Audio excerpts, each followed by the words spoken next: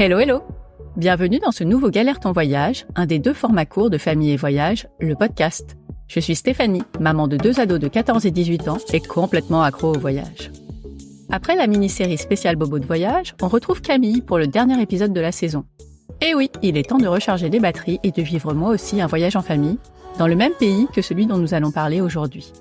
Je me demande d'ailleurs si mon choix de finir la saison avec la galère de Camille l'année dernière, assez improbable dans un pays comme le Japon, était judicieuse. Vous allez voir que c'est digne d'un film. Ne vous inquiétez pas, je vous raconterai ça à la rentrée avec un épisode dédié, mais aussi plein de voyages en famille dans de nouvelles destinations, comme le Svalbard, un archipel norvégien en mer du Groenland, ou de nouveaux itinéraires en Grèce, en Espagne, et aussi d'autres façons de voyager. Oh, j'ai hâte! Après l'épisode, n'oubliez pas de vous abonner sur Apple Podcasts, Spotify ou votre plateforme d'écoute préférée. Bah oui, ce serait dommage de louper toutes ces bonnes idées et ces conseils pour vos prochaines vacances. Et si en plus vous avez envie de me laisser un petit commentaire, faites-vous plaisir. Allez, c'est parti pour la grosse galère de Camille au Japon. Hello Camille! Salut Stéphanie! Comment ça va? Eh ben ça va. On va parler du Japon, où vous étiez l'été dernier. D'une belle galère dont tu te serais bien passé, hein, ça c'est sûr. Mais ça peut permettre à nos auditeurs et auditrices de faire attention à certaines choses pour que ça n'arrive pas. Est-ce que tu peux nous présenter la voyageuse que tu es? Alors la voyageuse que je suis, c'est une voyageuse qui voyage avec son mari et ses 3 enfants, quasiment exclusivement comme ça. Hein. Parfois on voyage à tous les 2, mais enfin c'est plutôt très très rare. Donc depuis qu'ils sont tout petits, je les emmène un peu partout et je suis une voyageuse un peu compulsive. Et je dirais que plus je vieillis, plus je le deviens. On peut dire ça, je pense. C'est pas très rassurant pour nos finances. Mais voilà, ouais non, on voyage beaucoup et notamment depuis 2 ans là où j'ai pris une dispo dans mon poste pour pouvoir voyager sur les vacances scolaires puisque j'ai un mari prof. Donc j'ai envie d'utiliser ce temps qui est disponible avec lui avant que mes enfants grandissent trop. Voilà, donc on voyage beaucoup et je suis une voyageuse qui prépare énormément ses voyages. Très très longtemps en avance parce que c'est un plaisir absolu pour moi d'aller fouiner partout les bons plans, les beaux endroits, les choses à faire que parfois tout le monde ne fait pas. Tu vois, j'essaye vraiment de mixer. Du coup, ça me demande beaucoup de préparation et je me projette énormément en fait dans ces voyages et ça peut expliquer en partie une des grandes déceptions qu'on a vécues cet été. Forcément, en tout cas sur le moment, ça a été difficile parce que mes voyages ils sont pas improvisés quoi. Ils sont vraiment minutieusement préparés. En tout cas, moi, c'est comme ça que j'aime voyager parce que c'est ce qui me donne le sentiment de ne pas passer à côté de certaines choses précieuses. Voilà ma façon de faire, en fait. Oui, alors compulsive, ça je confirme, hein, c'est sûr, mais c'est tellement chouette. Rappelle-nous l'âge de tes enfants. Alors, mon aîné a 16 ans, bientôt 17. C'est Basile. Félix a 13 ans et Zoé 8. Ah, c'est des pauvres enfants. Ils ont vraiment pas de chance de partir à toutes les vacances scolaires. C'est ça. Je t'avoue que c'est vrai que les 2 grands commencent tout doucement à me dire que ils seront contents que ça ralentisse l'année prochaine pour pouvoir aussi profiter des copains, des cousins et tout ça, tu vois. Mais moi, je leur ai dit là, vous m'accordez 2 ans, on part sur toutes les vacances scolaires pendant 2 ans et après, je vous libère. Trop gentil. Bon, on va partir au Japon. Puisque c'est là que ça s'est passé. Est-ce que tu peux nous remettre juste le contexte? Vous êtes parti combien de temps? C'est arrivé au bout de combien de temps? Et où vous étiez, du coup, quand c'est arrivé? Donc, en fait, c'était un grand voyage, puisqu'au début, c'était un voyage qui passait par l'Australie, les territoires nord, là où on était dans un contexte beaucoup plus sauvage. Et puis, on était arrivé depuis 5 jours. C'est un voyage de 3 semaines. On commençait par 4 jours à Tokyo. Enfin, moi, j'étais contente de quitter un peu l'effervescence de Tokyo, qui est hyper dépaysante et super chouette à vivre. Mais je savais qu'au Japon, j'attendais plutôt le côté la ruralité, tu vois, les traditions, les beaux paysages de campagne du Japon. Et donc, on arrivait sur la presqu'île de Izu. On devait passer 3 jours, en fait, avant d'enchaîner le voyage sur les Alpes japonaises, puis Kyoto, puis Hiroshima, Miyajima, etc. On avait tout à fait un circuit comme ça, mais c'est vrai que cette partie Izu était, tu vois, un petit peu à part parce qu'elle fait pas partie des circuits que font classiquement les touristes français quand ils vont au Japon. Du coup, pourquoi tu es allée là-bas? Qu'est-ce qui t'a attiré? J'étais tombée en fouillant des blogs, j'étais tombée sur une blogueuse qui avait décrit cette péninsule qui était super jolie. En fait, c'est vraiment des sentiers côtiers, tu vois, un petit côté, on va dire un peu entre la Corse et la Bretagne, tu vois, dans ce genre de paysage, avec des paysages assez accidentés. Et puis, comme partout au Japon, il y a énormément de sources chaudes thermales dans cette zone-là de la péninsule, donc des onsen naturels partout, moyen d'aller se baigner dans des cascades, dans des zones chaudes, d'aller faire des super randos. Enfin, l'idée, c'était vraiment prendre un bon coup d'iode dans ce coin du Japon. Et puis, j'avais loué en fait une petite maison sur un Airbnb qui était super abordable en plus. C'était Pogno sur la falaise, tu vois, la petite maison. Et donc, si tu veux, je m'étais dit, ah ouais, non, mais là, c'est top, quoi. On va être en haut d'une colline, sur une petite maison comme ça, qui domine la baie, et on va se faire de la rando pendant 3 jours, sur ce coin-là. C'était ça le projet, en fait.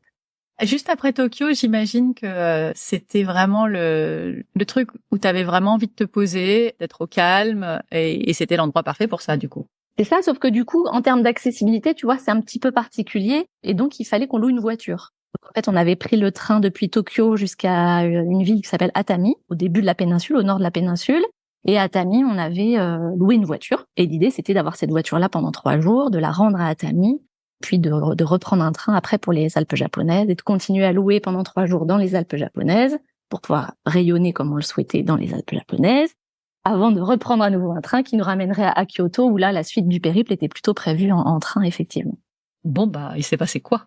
Alors, nous avions donc loué notre voiture. Ça faisait, je pense, peut-être 3 heures qu'on avait la voiture, qui était pas une mince affaire, tu vois, parce que quand même, tu t'entends en japonais, tout ça, donc c'était pas assez évident. Mais on avait réussi à avoir tout ce qu'il fallait. On avait embarqué les enfants. Et puis, on avait commencé à rouler sur la péninsule et à se diriger vers l'endroit où on devait dormir. Et puis, j'avais dit à Pierre que j'avais repéré sur ce fameux blog qui m'avait fait découvrir la péninsule de Izu, un petit onsen. Alors les onsen, c'est les petits bains chauds à base d'eau volcanique en fait que tu trouves partout au Japon. Alors t'en as des ultra sophistiqués, très modernes, façon spa de luxe, tu vois, et t'en as aussi des complètement artisanaux. Et c'était le cas de celui-là. C'était vraiment un petit onsen, moi j'appelle ça un petit onsen de poche. Tu vois, dans une petite cabane posée sur une plage de galets dans un village de pêcheurs. Donc pour moi c'était le kiff absolu. Et je me dis, oh la vache, comment c'est son premier onsen dans ce contexte, tu vois, je trouvais ça hyper, enfin voilà, c'était un rêve pour moi, quoi. Et donc, en fait, il est à peu près 17 heures et mon homme me dit, bon, ok, donc on se gare, on sort les affaires de la voiture, on arrive c'est une plage, enfin vraiment, c'est une plage isolée, il y a personne, tu vois, on arrive et puis on comprend qu'en fait, il faut prendre ses propres serviettes, que c'est vraiment un truc artisanal, il y a même pas de dame à l'accueil, il y a juste un petit sac et puis tu comprends qu'il faut mettre une pièce dans le sac et puis on te fait confiance, tu rentres et puis voilà quoi. Or, on avait oublié les serviettes dans la voiture, donc mon mari me dit oh franchement, on y retournera demain et tout. Puis moi, je fais la lourde, j'insiste. Je dis allez, sérieux, si, là on est trop bien, on est tout seul, regarde, c'était un ciel gris, tu vois, de fin de journée. Enfin bon, le contexte était très poétique, donc j'insiste. Donc il dit ok, on y retourne. Donc on retourne à la voiture, on va chercher les serviettes, on revient. Et puis là, alors mon mari, faut être honnête, était pas hyper enthousiaste à l'idée parce que ce que je vais préciser rapidement, c'est que dans les onsen, t'es tout nu. Alors c'est pas évident pour tout le monde en fait. C'est clair. Là, voilà. Donc mon aîné, par exemple, tu vois, Basile, il a pas voulu, donc il a dit moi je reste dehors, donc il est resté dehors. Et puis Félix, qui est fan du Japon, avait quand même envie d'essayer.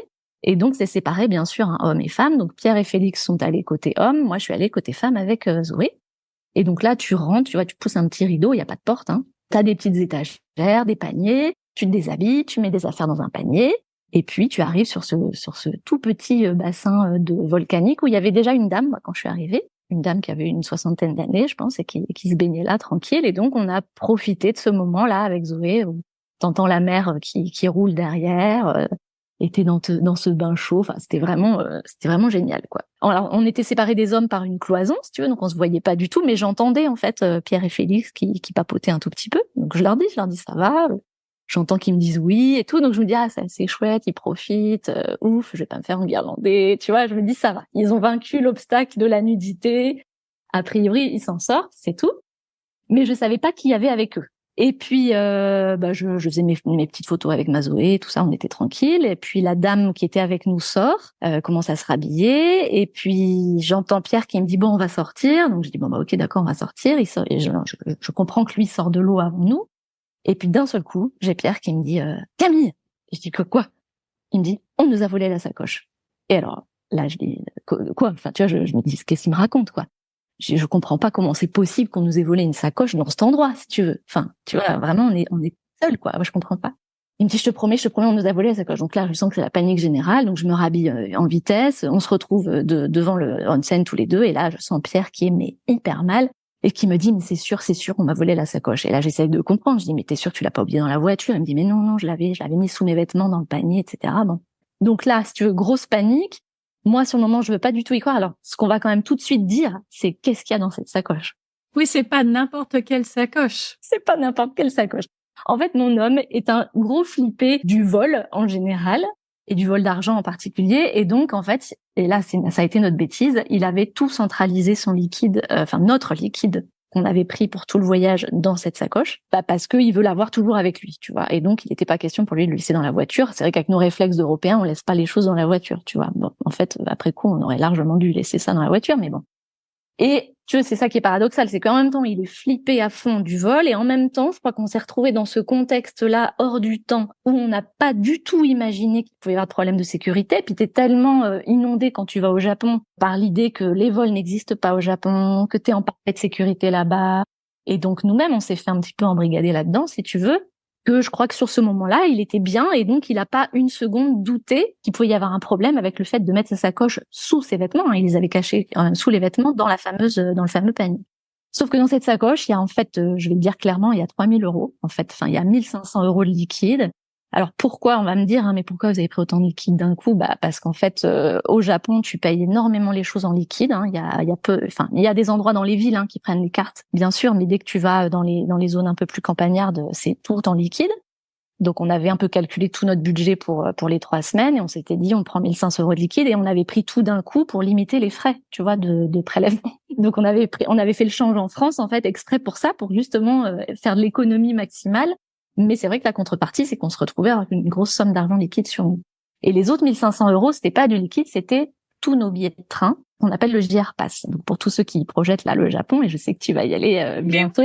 Voilà, le JR Pass, c'est un pass que tu achètes pour toute la durée de ton voyage, qui est valable dans tout le Japon, où tu te reprends le train et c'est un tarif préférentiel touriste que tu peux, et là ça a son importance, n'acheter qu'une seule fois.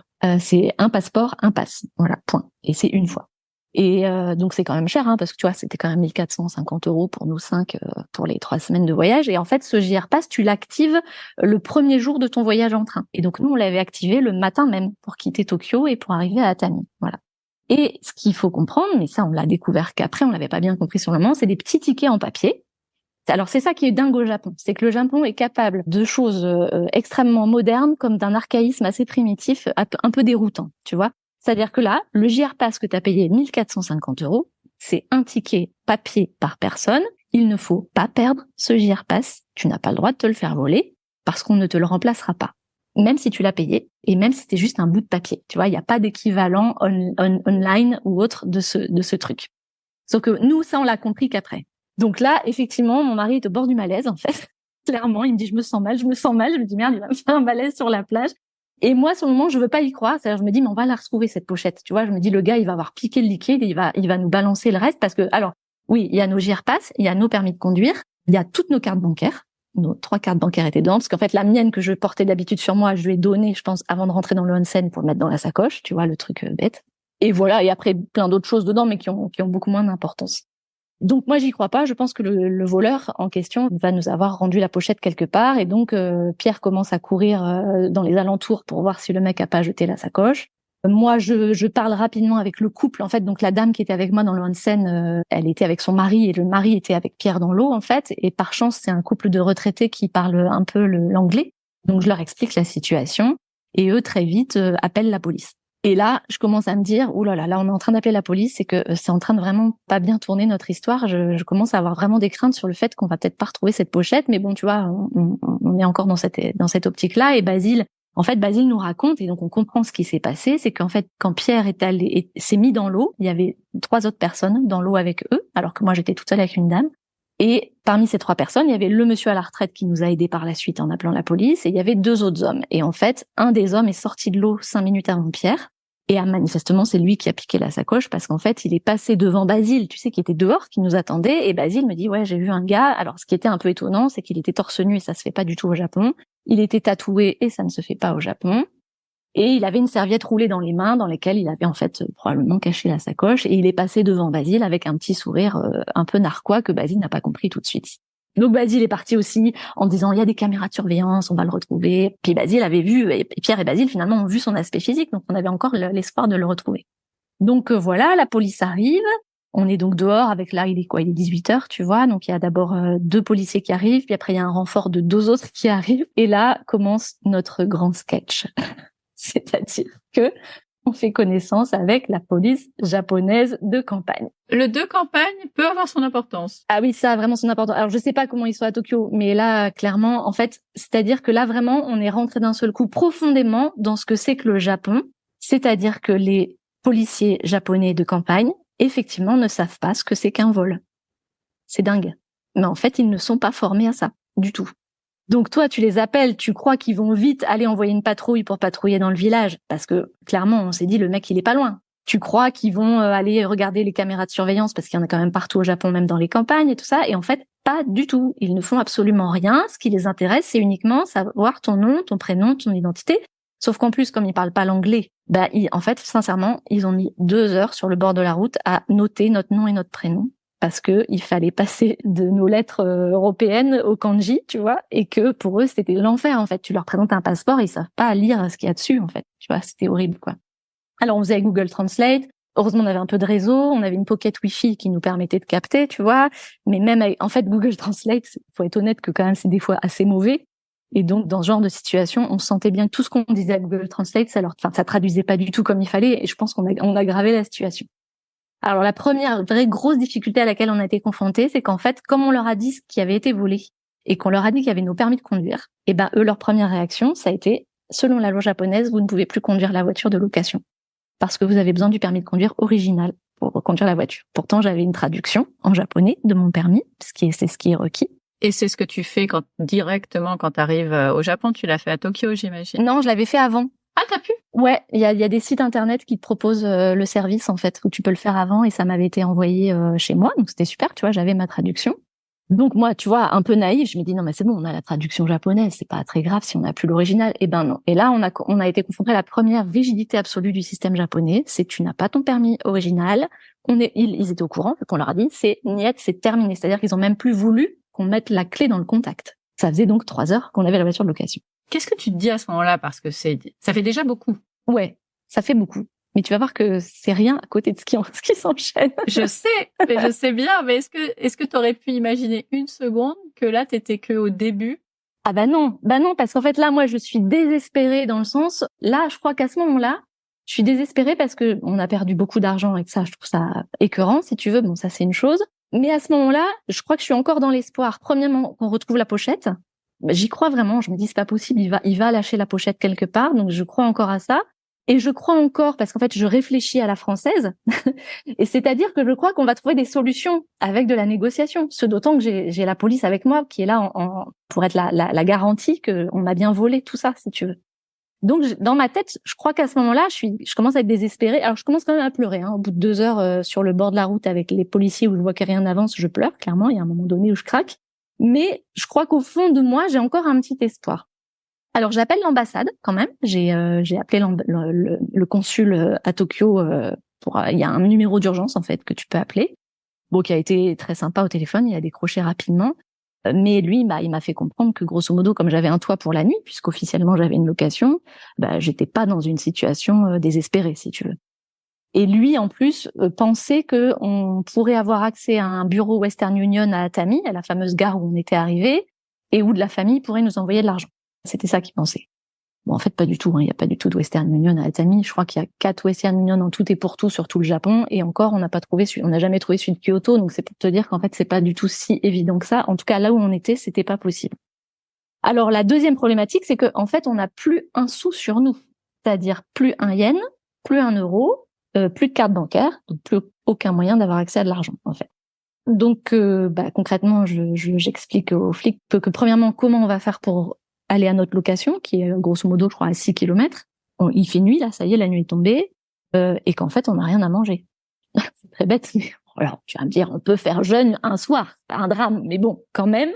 Dans ce contexte émotionnel, si tu veux, tu te dis que c'est compliqué. Et là arrive la petite dame du onsen, c'est-à-dire la propriétaire du onsen, qui était une petite dame âgée, qui arrive et qui est un peu bouleversée d'entendre ce qui s'est passé. Et en fait, on comprendra d'autant mieux pas plus tard en fait qu'elle est d'autant plus bouleversée qu'en fait, on a compris que normalement la loi japonaise fait que les propriétaires de onsen sont censés mettre à disposition des casiers à clé ou à cadenas pour leurs clients. Et elle, c'était pas le cas en fait, si tu veux, mais ça, nous on savait pas. Donc je pense qu'elle s'est sentie d'autant plus mal à l'aise et d'autant plus mal de ça. Alors d'abord, tous les Japonais qu'on a croisés se sont sentis extrêmement mal de ce qui nous est arrivé, comme si pour eux c'était une injure personnelle, tu vois, vraiment. C'est ça qui était très touchant aussi dans cette histoire, c'est que en fait, tu te dis, ça aurait été l'inverse, tu vois, des Japonais qui se seraient fait piquer leur sac en France. Je crois qu'on n'aurait jamais été capable d'autant d'empathie qu'ils l'ont été. Et ça me bouleversait beaucoup aussi. En fait, tu vois, je pleurais à la fois d'être écœurée de ce qui nous arrivait. Je pleurais du fait que je comprenais bien que Izu, je pouvais faire une croix dessus, si tu veux. Je pleurais à l'idée de me dire peut-être que le voyage s'arrête, parce qu'en fait, si on n'a plus aucune solution pour prendre du train, on peut plus circuler, on n'a plus d'argent, on n'a plus accès à l'argent, comment on va faire? Et je pleurais en même temps de ces petites marques que tu verras, je vais vous décrire régulièrement, d'attention et d'empathie qui nous ont été distribuées par ce peuple japonais avec lequel on est vraiment rentré en contact du coup, avec cette histoire-là. Et donc, tout était très émotionnellement, c'était vraiment les montagnes russes. Et en fait, cette petite dame, elle s'en va et elle revient avec une enveloppe. Et elle me fait comprendre que c'est pour moi, que c'est de l'argent en fait, et qu'elle nous donne cet argent. Et moi, je suis très très mal à l'idée d'accepter ça parce que je dis mais non, je peux pas. Puis surtout sur le moment, je peux pas du tout lui rembourser si tu veux, donc je sais pas comment faire. Et elle me fait comprendre, alors là c'est vraiment le regard qui parle, que c'est pour nous, que c'est comme ça, et qu'il faut que je l'accepte, et que je sens que ça la répare elle, si tu veux. Donc j'accepte l'argent, mais je regarde même pas combien il y a dedans à ce moment-là. Tu vois, moi je me dis, elle nous a mis peut-être l'équivalent de 20 € pour qu'on s'achète à manger ce soir. Bon, en fait il y avait 200 €, donc c'était quand même énorme qu'elle nous donne une somme pareille. Et donc la police nous emmène en voiture de police jusqu'à notre logement. Ils m'escortent pour aller que je m'achète à manger. Donc en fait, on redescend dans un petit supermarché du village. Et là, je me retrouve à faire mes courses dans un rayon avec 2 policiers derrière les fesses. Là, c'était un peu moi la coupable. J'étais là, oh là là, qu'est-ce qu'ils vont penser les gens? Et tu sens que les gens autour qui sont au supermarché, ils te regardent un peu bizarre quand même, tu vois. Les touristes escortés par la police pour faire ses courses, c'était quand même bizarre. Donc là, je suis quand même pas hyper à l'aise. Je fais mes petites courses pour le soir, j'improvise des pâtes, le moins cher possible, bien évidemment, puisque voilà. On se retrouve entre nous dans cette petite maison de Pogno sur la falaise qui en plus était vraiment adorable. Enfin, tu vois, on rentre et là on voit cette maison où je me dis mais quel gâchis quoi. Enfin vraiment, tu vois, quel gâchis de pas pouvoir profiter de cette petite maison trop mignonne avec la salle de bain, la japonaise, la vue. C'était vraiment génial. Et donc, on se retrouve, moi je repleure, je crois, une grosse partie de la soirée. Et puis surtout, on essaye de mettre en route toute la problématique d'assistance, puisqu'avec notre carte bancaire, on était censé avoir une assistance d'urgence financière qu'on n'a jamais eue. Et ça, c'est une autre partie du problème. Bref, donc on était là-dedans avec des échanges WhatsApp avec tous nos copains, toute la famille, tu vois, pour expliquer la situation. Et moi, j'étais vraiment désespérée parce qu'à ce moment-là, je voyais pas de solution. Alors, j'ai une copine qui avait fait plusieurs fois le Japon, qui connaissait bien, qui m'avait dit mais si, vous allez vous en sortir. Il y a un super réseau de bus et un super réseau de trains, vous allez y arriver, tout ça. Donc, en fait, elle avait raison, hein, mais sur le moment, moi, j'arrivais pas à l'imaginer parce que j'avais tellement timé mon voyage que je voyais pas comment je pouvais le redessiner avec les bus et les trains qui forcément ne te donnaient pas les mêmes délais de voyage. Bon, bref, c'était un peu compliqué. Le lendemain, on a rendez-vous au commissariat pour déposer plainte, officiellement. Donc, j'ai encore cet espoir que le lendemain matin, ils vont nous dire, on a retrouvé la sacoche, on a retrouvé le voleur, on a fait une enquête toute la nuit. Oui, c'est un peu ce qu'on voit dans les films, en vrai. Ouais. Bon, c'était bien que dans les films. Puisque le matin, la police vient nous rechercher, alors les mêmes. Donc, on se dit, waouh, en fait, ils sont couchés tard et ils sont à nouveau quand même au taf, tu vois, bon. Donc à 8h, ils viennent nous prendre. Donc en fait, Pierre et moi, et on laisse les enfants à la maison, tu vois, parce que de toute façon, ça sert à rien qu'ils viennent avec nous à la police. Sauf que ce qu'on ne sait pas à ce moment-là, c'est qu'on va passer 8 heures dans le commissariat de police. 8 heures dans un commissariat au Japon, dans la campagne. Tu parles pas la langue. Je peux même pas imaginer parce que ça paraît 4 mois en fait, ces 8 heures. C'est ça. Moi, j'avais l'impression d'être dans un sketch. Je me suis dit mais c'est sûr, il y a une caméra cachée quelque part, c'est pas possible, tu vois. Enfin vraiment. D'abord, on est rentré dans le commissariat et en fait, un tout petit commissariat de campagne, il y avait une affiche sur le comptoir. Et cette affiche, mais elle m'a fait mourir de rire. Alors à ce moment-là, je ris encore parce que j'ai encore de l'espoir, tu vois, que les choses vont s'arranger. Et en fait, c'est une affiche, si tu veux, où c'est vraiment, c'est la caricature, tu sais, d'une équipe de flics avec le commissaire et les deux et les deux sous-fifres qui sont derrière en mode harakiri, tu vois, qui font des signes, tu vois, genre on va vous arrêter. Et ça fait vraiment mauvais film japonais, tu vois, mauvais film policier japonais. Ça fait vraiment ça, sauf que c'est l'affiche officielle en fait. Et là, je me dis, on est mal barré. Enfin, tu vois, vraiment là, je me dis, aïe aïe aïe, je sais pas vers quoi on va, mais je suis pas sûre que ça va porter beaucoup de fruits. Bon. Après, ils sont gentils, tu vois, enfin, ils essayent de faire comme ils peuvent. On sent qu'ils sont à la fois très, très gênés de ce qui s'est passé, parce qu'en fait, c'est un déshonneur absolu pour leur commune, majeur. Hein. Pour eux, je crois que ça leur a marqué toute leur vie et toute leur carrière de policier, cette histoire. Et en même temps, c'est comme ça au Japon, quand t'es derrière l'uniforme, quand t'es derrière l'administration, quand t'es dans ta position professionnelle, tu ne dois montrer aucune forme de sentiment. Du coup, c'est dur pour moi à ce moment-là parce que moi, je suis vraiment au bord des larmes, tu vois, et je sens que j'ai aucun répondant affectif en face, en fait. Et ça, on n'a pas l'habitude, nous, tu vois, nous Français, Latins, on a l'habitude qu'on nous aide dans ces situations, même si c'est quelqu'un en uniforme. Tu vois, quelqu'un en uniforme va te montrer son empathie, va être en capacité de ça. Là-bas, c'est pas possible. En fait, il se passe déjà une première heure avant qu'on arrive à avoir l'interprète au téléphone, parce qu'il travaillait avec une interprète française. Donc, enfin, non, elle était pas française, elle était japonaise, mais elle parlait très bien le français. Et donc, ça a été un premier pas important parce qu'on a enfin pu s'exprimer, expliquer ce qui s'était passé, raconter, etc. Sauf que là, ça a été un sketch absolu parce que, bah oui, tout ce qu'on devait donner comme info pour déposer plainte, ça prenait, mais franchement, je sais pas te dire, dès qu'on disait 3 mots, il leur fallait 15 minutes derrière de traduction pour arriver à l'écrire. Et en fait, elle m'a expliqué, la traductrice, effectivement, en fait, en japonais, c'est des sons qui doivent traduire après en kanji. Donc, tout simplement énumérer mon nom et mon prénom et mes prénoms. Et là, j'ai maudit mes parents de m'avoir mis 5 prénoms. C'est les prénoms de mes mères, mes grands-mères, ma marraine, tout le monde sur le passeport. Et les Japonais, ils vont au bout. Et bah, Pierrette, on a mis 15 minutes à écrire Pierrette en kanji. C'est mon deuxième, c'est le nom de ma maman. Et là, intérieurement, je me dis, non, mais je rêve, c'est un sketch, c'est pas possible, au secours, quoi. Enfin, vraiment, on s'en sort. Et là, tu sais que ça va être long. Là, tu sais que ça va être long. Alors, ça va être très long pour ça.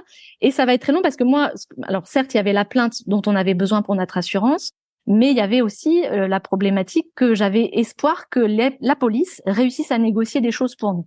La première chose que je pensais qu'on pourrait négocier, c'était tout simplement qu'on pourrait garder la voiture 3 jours. En fait, ça a été absolument impossible. Mais même pour eux, en tant que policiers, c'est pas imaginable. Tu vois, en fait, la loi, c'est la loi, quoi. Il y a aucun contournement de la loi. Et même si notre permis nous a été volé par quelqu'un du Japon et que quelque part ils se sentent responsables de ça, ben c'est tout, c'est comme ça.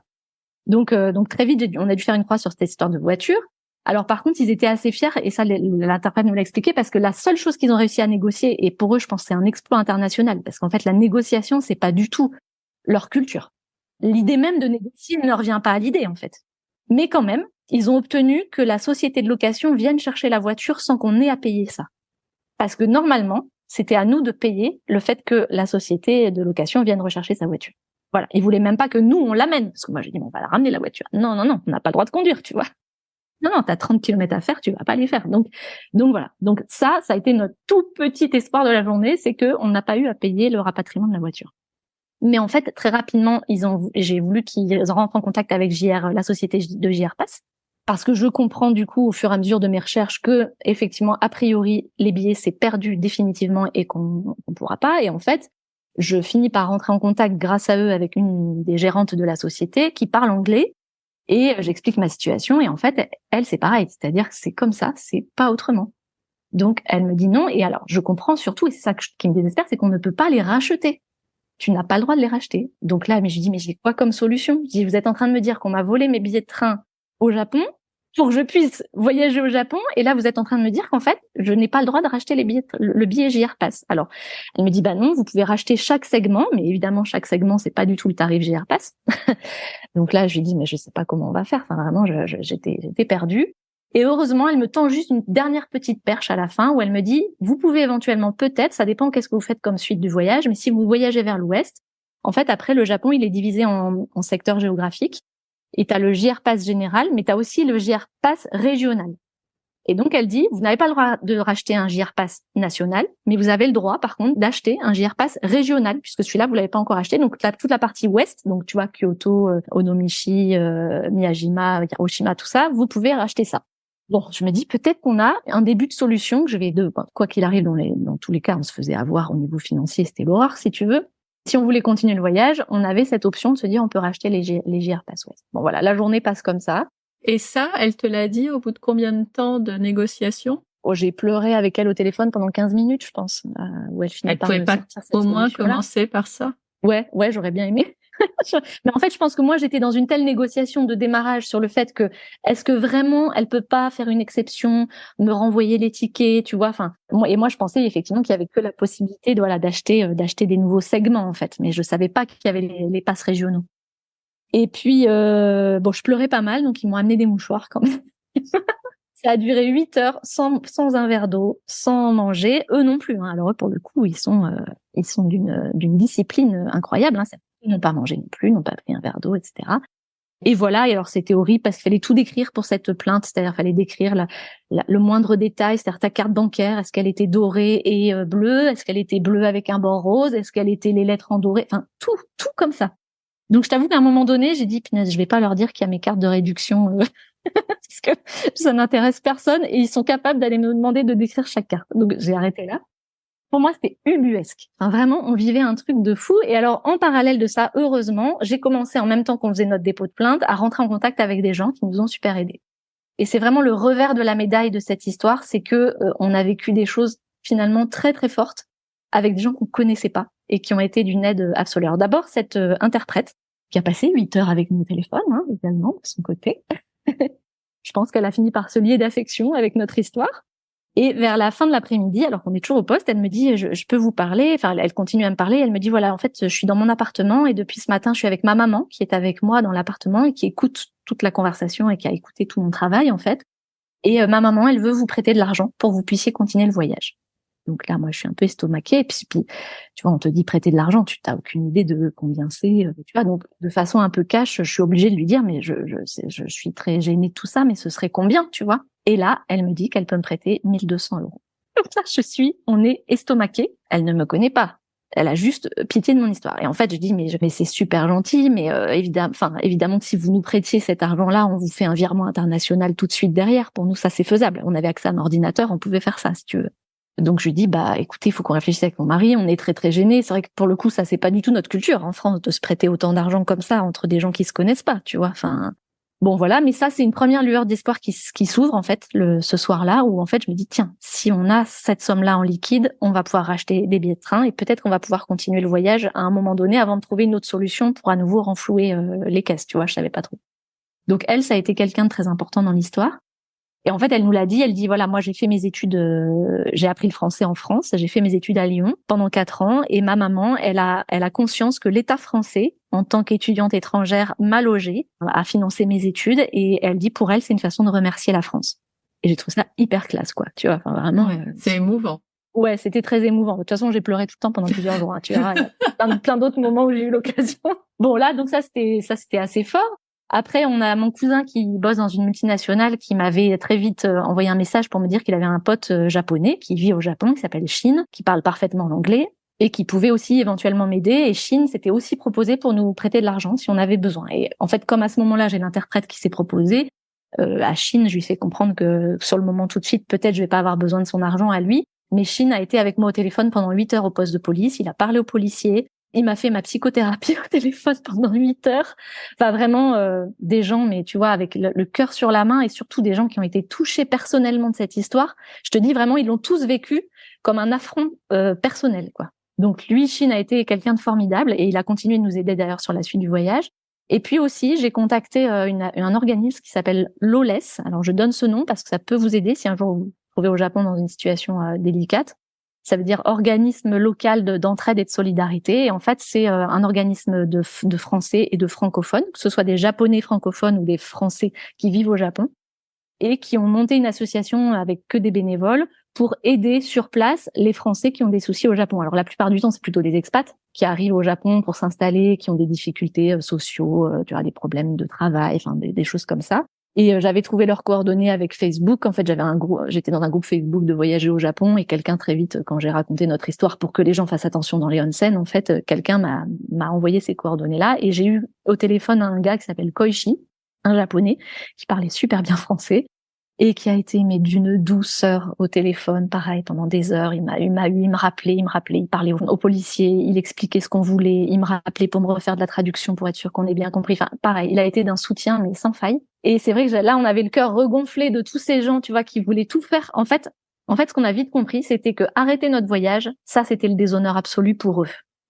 Les Français qui auraient été obligés de repartir en France parce qu'on les a contraints d'arrêter un voyage à cause de ce vol, pour eux, c'était pire que tout. Et donc, on sentait que tout le monde se mettait en branle pour qu'on continue le voyage. Alors moi, j'avais qu'une envie, c'était ça. De toute façon, moi, ça faisait 5 jours qu'on était au Japon, j'avais pas une seule seconde imaginé qu'on rentre à la maison, tu vois.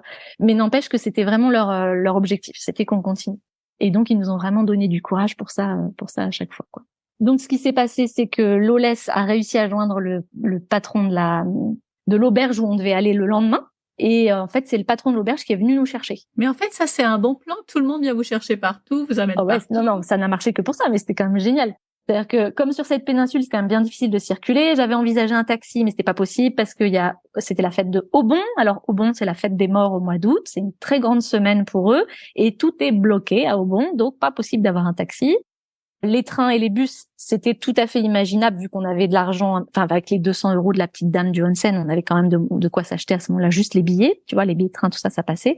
Sauf que ça nous, je sais plus, je crois qu'on mettait 4 heures ou 5 heures pour rejoindre une auberge à 30 kilomètres au nord, tu vois. Donc en fait, l'aubergiste, qui est un jeune très sympa, l'auberge d'ailleurs, je donne son nom, c'est le Knot Hotel sur la péninsule de Izu, qui est une petite auberge de jeunesse, c'est un bijou, c'était vraiment super chouette, est venu nous chercher. Et donc, c'était une des premières rencontres qu'on a fait, tu vois, de quelqu'un qui a fait ce geste pour nous. Et pareil, qui était désolé pour nous et qui disait c'est la moindre des choses que je vienne vous chercher après ce qui vous est arrivé. Enfin, tu vois, vraiment, vraiment adorable.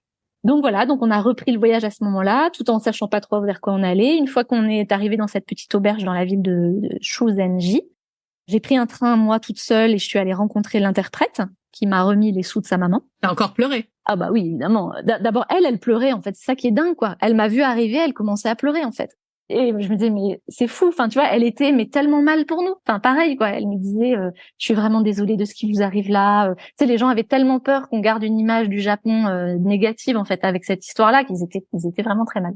Mais là, c'était chouette parce qu'on a pris un petit café à la gare ensemble pendant 1 heure. On a bien papoté. Elle m'a raconté son histoire, ses études de français en France, sa vie en France. Et du coup, c'était chouette parce que j'ai pu lui confier, moi, tout le désarroi que j'avais perçu au poste de police. Et elle pouvait m'interpréter. Parce qu'en fait, elle a su m'interpréter ça aussi puisqu'elle connaît la façon de raisonner, de réfléchir qu'ont les Français. Donc, elle savait, elle a pu m'expliquer. Et elle m'a dit, vous savez, les gens derrière l'uniforme, ils sont comme ça. Mais quand vous rencontrerez les individus à titre privé ne sont pas du tout comme ça. Et elle était la preuve vivante que j'étais déjà en train de vivre ça. Donc là, c'était vraiment super. On a fait juste une toute petite journée à Shuzenji où on a visité la ville, c'était très mignon, tout ça. Et puis après, là, il a fallu aller dans les Alpes japonaises parce qu'en fait, c'est ça qui est compliqué, c'est que j'avais quand même toutes mes résas bloquées, que je pouvais plus être remboursée si j'annulais, pour la plupart. Et en même temps, tu sais, quand t'es sur Booking ou Airbnb, t'as donné tes références carte bancaire et ma carte bancaire était opposée. Et je ne pouvais pas donner de nouvelles références carte bancaire puisque je n'avais pas ma nouvelle carte bancaire encore. En fait, avec chaque établissement, il a fallu expliquer la situation. Du coup, on se retrouvait à devoir payer en liquide des choses qui n'étaient pas prévues qu'elles soient payées en liquide. Et donc, notre liquide fondait à vue d'œil. Enfin, tu vois, en fait, il faut vraiment comprendre que cet événement, il a été traumatisant le jour J. Il a été traumatisant le lendemain. Et en fait, ça n'a fait que continuer dans les jours qui ont suivi parce qu'en fait, on s'est retrouvé bloqué à plein d'étapes. En titre d'exemple ultime, ce qu'on a vécu, c'est à Kyoto. Donc, tu vois, à Kyoto, on avait déjà fait les Alpes japonaises. Donc, on a passé 3 jours dans les Alpes japonaises. Après, on arrive à Kyoto. On avait donc racheté ces fameux JR Pass Ouest grâce à un achat en ligne. Donc, en fait, en ligne, j'avais payé, je crois que j'ai une carte Revolut, donc j'avais fait avec ça. J'avais réussi à peu près en ligne, c'était possible. J'avais plus la carte physique non plus, mais en ligne, j'avais réussi à le faire. Donc, j'étais soulagée, tu vois. Je me dis, c'est bon, on va arriver à Kyoto, on va pouvoir avoir notre pass de l'Ouest. Et en fait, 45 minutes de queue, pour accéder au comptoir. Parce qu'en fait, en même temps, il y avait typhon à Kyoto. Enfin, tu vois, il y avait eu des typhons. C'était la saison des typhons en août. Donc, il y avait eu des gens qui avaient tout loupé leur train avait été annulé, etc. Donc, on se retrouve dans une queue qui fait 45 minutes parce que tout le monde a des soucis avec le train. Et moi, j'arrive au comptoir pour retirer mes passes papier, les fameux papiers qui sont toujours dans le même système. Là, je suis très confiante. Tu vois, je me dis, je les ai achetés, je les ai payés, ça a été débité de mon compte. Et là, le gars me dit, vous avez votre carte bancaire physique? Et là, je lui explique, je dis, non, je l'ai pas, en fait, je les ai achetés en ligne, nanana, on m'a volé ma carte, nanana. Et là, rebelote. Le mec impassible qui te dit que c'est comme ça et pas autrement. Tu n'auras pas tes JR Pass parce que tu n'as pas ta carte bancaire physique. Mais c'était marqué sur le site que tu devrais la présenter? Alors, je me souviens pas. Peut-être, mais je me souviens pas qu'il fallait l'avoir. En tout cas, c'était pas d'une évidence monstre, si tu veux. Alors là, mon mari, qui est toujours latin, qui lui recommence à s'énerver et à partir dans la négociation. Et là, je dis à Pierre, mais je fais ça sert à rien. Je fais, on va négocier pendant 30 minutes pour qu'à la fin, quoi qu'il arrive, on nous dise non. Donc, je fais, on perd du temps, là. Je fais, ça fait déjà 45 minutes qu'on fait la queue, on visite pas Kyoto, là. Donc, je fais, laisse tomber, quoi. Donc, on s'est un peu, tu vois, on s'est un peu pris la tête au comptoir avec tous les petits Japonais qui attendaient derrière. C'était l'horreur. Et qui devaient se dire, mais mon Dieu. Mais qu'est-ce que c'est que ces étrangers qui viennent faire de la négociation à un comptoir japonais? Ils savent pas que ça n'existe pas, ou quoi, tu vois. Enfin, c'est un peu ça. Bref, donc, en fait, et là, c'était encore mieux, hein, il a fallu annuler. Il nous a dit, vous devez annuler vos billets et les racheter en liquide. Donc, annulons les billets, mais on paye 20 € d'annulation. Bah ouais, c'est quand même notre faute aussi dans l'histoire. Donc, on a dû repayer à nouveau. On a vraiment l'impression d'être, tu vois, de payer. Il a fallu que Pierre retourne à l'appartement chercher du liquide et qu'on se refasse les 45 minutes de queue pour racheter les Sherpas. Et il s'est même refait les 45 minutes de queue une troisième fois parce qu'il a oublié son guide du routard sur le comptoir. Et que quand il a voulu faire demi-tour et revenir en disant « Excusez-moi, j'ai oublié mon guide du routard », tout le monde l'a incendié en disant « Vous faites la queue comme tout le monde ». Quelle que soit la raison pour laquelle tu dois venir au comptoir. Donc lui, il s'est retapé. Moi, j'ai commencé à visiter avec les garçons. Et lui, il s'est retapé les 45 minutes de queue pour juste récupérer son guide. Tu peux pas ne pas péter un câble. C'est pas possible. En fait, voilà, il y a un moment, j'avoue que là, tu sais, tu finis par te dire « Mais je suis découragée un peu là, tu vois, ça commençait à être compliqué quand même ». Bon, et puis finalement, on s'est réparé, on a vu des trucs super chouettes, et puis voilà, ça a été dur. Bah oui, parce que, comme tu le dis, il y a eu l'événement, mais le temps que ça a pris derrière pour trouver des solutions, pour être à nouveau confronté à la rigidité japonaise, en même temps, avoir aussi ces personnes qui vous ont aidé, enfin, on sait le jour et la nuit. C'est l'ascenseur émotionnel en permanence, en fait. Ah ouais, complètement. Et alors, dans les très belles rencontres qu'on a faites, il y en a eu 2 qu'il faut absolument que je cite aussi, qui sont le moine, dans les Alpes japonaises, à Takayama, on dormait dans un temple. Et là, il y avait un moine qui nous accueillait, en fait, à qui j'avais écrit pour dire, je suis désolée, voilà ce qu'on vient de vivre, je sais même pas si on va arriver jusqu'à vous. Tu vois, il y a eu un moment, je l'ai alerté pour lui dire, je sais pas si on va arriver à rejoindre Takayama. Bon, finalement, je l'ai tenu au courant. Et alors lui, clairement, on est arrivé, il nous a serré dans ses bras, tu vois. Alors que, tu vois, on le connaissait pas. Enfin, c'était super beau. Et le lendemain matin, il faisait la cérémonie du matin, donc petite cérémonie bouddhiste qui a lieu tous les matins très tôt, là, à 7h. Il y avait que Pierre, moi et une petite dame du quartier. Il nous a fait 40 minutes de cérémonie. Et à la fin de la cérémonie, il s'est retourné vers nous. Alors, il y a la petite dame à côté qui ne peut pas bien comprendre ce qui se passait, où il a fait une espèce de sermon, si tu veux, pendant 10 minutes, adressé que à Pierre et à moi, sur la philosophie bouddhique, à savoir que dans tout événement qui peut te sembler a priori insurmontable et négatif, il faut savoir retourner la pièce de monnaie et aller voir ce qu'il va y avoir de bon derrière. Et c'était, mais pareil, moi j'avais les larmes aux yeux quand il nous parlait de ça. Alors il a fait ça en anglais, hein, il parlait très bien l'anglais. Et il a raconté tout ça en disant vraiment, vous allez surmonter cette petite épreuve. Pour l'instant, ça vous semble compliqué, difficile, mais vous allez voir, vous allez faire des rencontres, vous allez trouver du bon. Et il avait complètement raison parce que déjà, lui en soi, c'était une partie du bon qu'on a vécu. Et puis, Shin, ce fameux copain là de mon cousin, nous a prêté de l'argent via une copine à lui qui s'appelle Tomoa, qui était par hasard à Takayama dans les Alpes japonaises chez ses parents ce week-end-là et qu'on est allé retrouver à 8h du matin dans la maison de ses parents pour qu'elle nous remette l'argent. En fait, c'est elle qui, sur son compte, a prélevé le liquide pour Shin, tu vois, et après Shin, ils se sont arrangés entre eux, et elle nous a remis le liquide. Pareil, une somme 1 000 €, je crois. Enfin, tu vois, une très grosse somme, quoi. Et du coup, elle nous a fait rencontrer ses parents, qui étaient des gens charmants. Ils nous ont fait visiter leur maison, une vraie maison traditionnelle de Takayama, dans laquelle on serait jamais rentré si on n'avait pas vécu ça, tu vois. Donc, en fait, on a quand même vécu des choses assez extraordinaires, les unes derrière les autres, grâce à cette histoire. Et donc, votre assurance carte bleue? C'est le sujet qui fâche. Oui, mais comme tu l'as évoqué, on ne peut pas finir avec ça. Bah écoute, je sais pas quoi te dire parce qu'en fait, donc on a une carte, je vais pas citer les noms parce que voilà, mais clairement très très très connue, très connue, qui normalement fonctionne avec un organisme d'assurance et d'assistance très très très très connu. Et dans notre contrat, on était censé avoir une assistance financière d'urgence qui, en cas de vol de ta carte bancaire, peut normalement te dépanner d'une certaine somme de liquide en urgence que tu rembourses après, mais on est censé pouvoir quel que soit l'endroit où tu sois dans le monde, on est censé dans les 48 heures pouvoir te donner du liquide. Et même te donner une carte bancaire de dépannage, tu vois. Et on n'a jamais réussi à enclencher cette assistance. Sur tous les appels que nos copains, notre famille a passé depuis la France, tout le monde leur disait mais non, ils ont pas droit à ça, alors qu'on savait que si. Mais pourquoi? Je ne sais pas. Aujourd'hui, je n'ai pas de réponse. J'ai fait une réclamation, je n'ai toujours pas de réponse à ma réclamation 3 mois après. J'ai même déclenché, pour tout te dire, ma protection juridique pour essayer d'insister, en fait. J'ai l'impression qu'en fait, ils sont très forts en assistance médicale.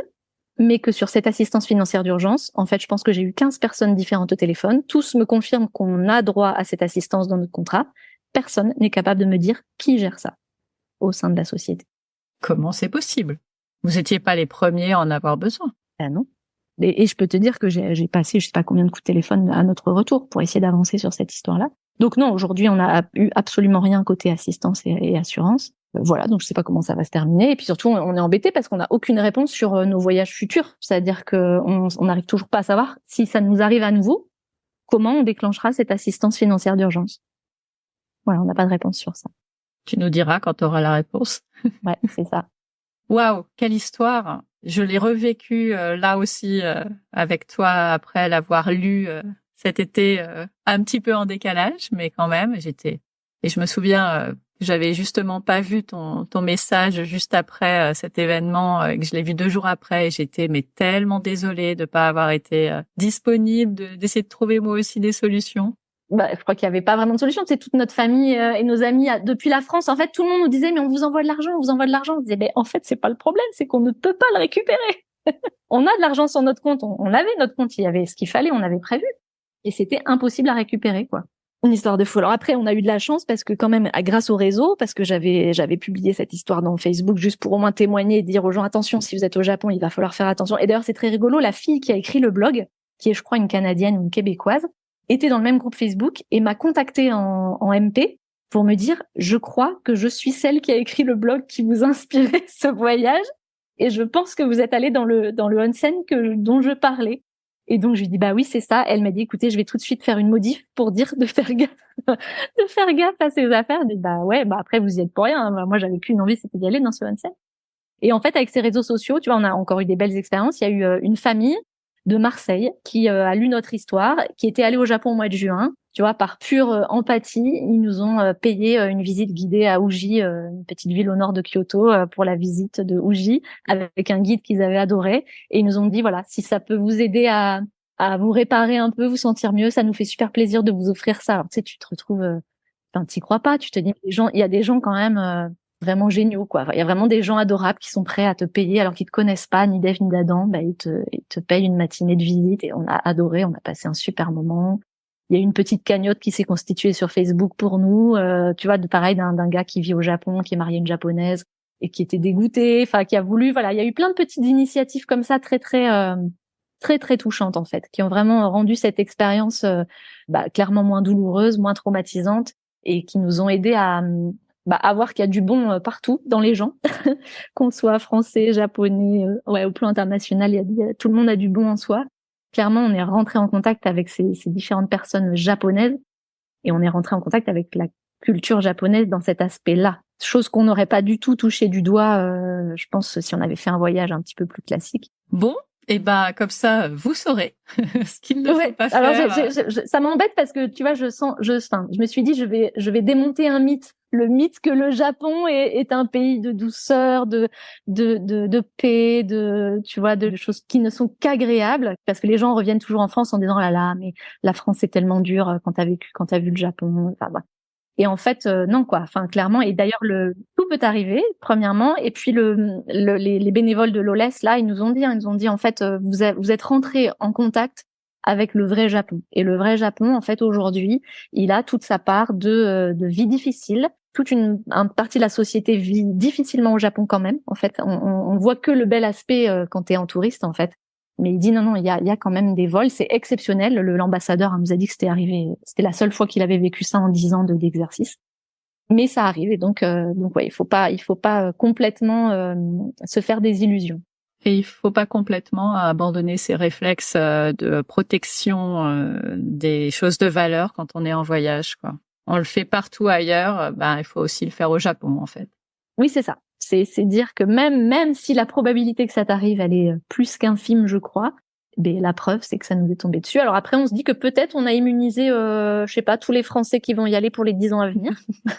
Oui, et en parallèle, tout le monde a entendu des histoires de téléphones oubliés dans le métro et qu'on retrouve sans problème 2 secondes après. Ah oui, aussi, ça aurait été dommage. À Tokyo, mon mari avait oublié son téléphone dans le taxi. Le téléphone a été retrouvé. Bon, on a passé une après-midi entière dans le taxi suivant pour aller à la société de taxi le rechercher. Mais oui, ça, c'était la toute petite galère de démarrage. Tu vois. Oui, mais ça, en France, jamais tu le retrouves. Exactement. En fait, peut-être qu'on avait été aussi confortés par ça, tu vois. C'est-à-dire que avec Pierre, on s'était dit, t'as vu, ils ont raison, effectivement, ici. Ou alors c'était un signe qu'il fallait faire hyper gaffe. Peut-être, je sais pas. Clairement, on a eu, je pense, une dimension supplémentaire avec cette histoire-là. On a eu un stress énorme, clairement. Hein. C'est vrai qu'on n'a pas voyagé serein pendant les 10 jours qui ont suivi parce que t'es stressé par tout ce qu'il y avait comme conséquence. Mais je crois aussi que ça m'a, moi, permis de mesurer, tu vois, et de profiter encore plus des moments qu'on vivait dans ce Japon, parce que j'avais vraiment conscience qu'on avait failli passer à côté et que je voulais essayer d'appliquer la philosophie du moine et de me dire non, prends ce qu'il y a tout de bon là, vas-y, engrange, parce que voilà, il y a pas mort d'homme, il y a pas de maladie, il y a pas de blessure, et c'est ce qui comptait. Et on a quand même réussi coûte que coûte à poursuivre ce voyage à peu près comme je l'avais prévu, quoi. Donc c'était chouette. Si on veut te suivre dans tes aventures, puisque tu repars bientôt, qu'est-ce qui va encore vous arriver? Je sais pas, on verra. Que du bon, j'espère. Mais la plupart du temps, c'est vraiment pour voyager avec vous dans tous les pays que vous visitez. Donc, on te suit comment? Alors, j'ai un blog qui s'appelle lestisonsontheroad.com. Donc, Tison, c'est notre nom de famille, Tison, tout attaché, et on a accès au blog et à tous les pays et la France aussi, parce que je me suis rattrapée. J'ai commencé à mettre nos escapades françaises. J'ai réalisé que je sais pas pourquoi j'avais pas mis la France dedans, alors que c'est tellement beau aussi, la France. Ça mérite largement sa place. Je mettrai tout ça dans les notes de l'épisode. Oui. Bon, écoute, bonne fin de journée et à bientôt. Oui, merci. À bientôt, Stéphanie.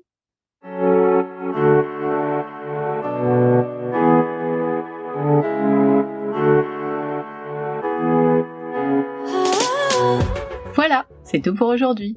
Merci d'avoir écouté jusqu'au bout. Si l'épisode vous a plu, dites-le moi sur Apple Podcasts, Spotify ou encore sur Instagram en me taguant à familleetvoyage_blog. Et n'hésitez pas à le partager à d'autres parents en quête d'inspiration pour leurs prochaines vacances. Comme d'habitude, toutes les notes de l'épisode sont sur le blog familleetvoyage.com. Si vous cherchez un autre épisode à écouter, plus de 100 épisodes entre conversations, top 5, galère ton voyage et mes reportages sont disponibles gratuitement sur le blog ou en vous abonnant sur la plateforme d'écoute que vous utilisez en ce moment. À bientôt pour le prochain épisode. D'ici là, prenez soin de vous, inspirez-vous et créez-vous de chouettes souvenirs en famille.